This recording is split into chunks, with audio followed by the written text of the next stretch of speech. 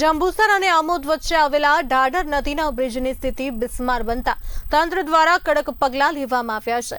જિલ્લા કલેક્ટર ગૌરાંગ મકવાણાએ બ્રિજની મુલાકાત લીધી હતી।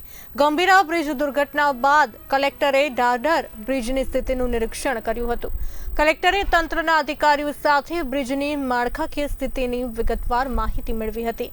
નિરીક્ષણ બાદ તાત્કાલિક અસરથી એસટી બસો સહિત તમામ ભારે વાહનોની અવરજવર પર પ્રતિબંધ મૂકવામાં આવ્યો છે। બ્રિજ પર માત્ર હલકા વાહનોની અવરજવરની મંજૂરી આપવામાં આવી છે।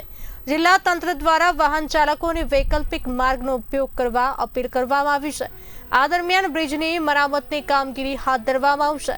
જન સુરક્ષાને ધ્યાનમાં રાખીને જિલ્લા તંત્રએ આ નિર્ણય લીધો છે, જેથી ભવિષ્યમાં કોઈ દુર્ઘટના ન સર્જાય।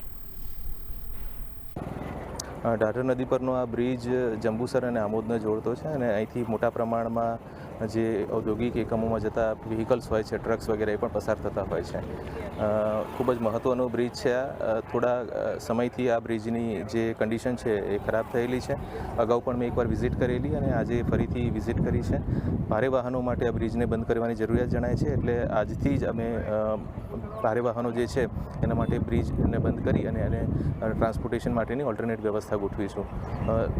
જે બંધ કરીએ છીએ જેટલા સમયગાળા માટે એ દરમિયાનમાં ફટાફટ ઝડપથી આ બ્રિજની મરામત થઈ જાય પણ એટલી જ જરૂરી છે, એટલે એના માટેની જે કાર્યવાહી છે એ પણ તુરંત જ અમે કરીશું।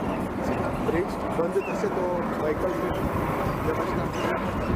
વૈકલ્પિક વ્યવસ્થા માટે સ્થાનિક પોલીસ અધિકારી શ્રી અને સ્થાનિક પ્રાંત અધિકારી શ્રીએ વૈકલ્પિક વ્યવસ્થાઓ માટેનું આયોજન કરી લીધું છે અને એ ડાયવર્ઝન આપી અને આપણે ટ્રાફિકને મૂવમેન્ટ કરાવીશું।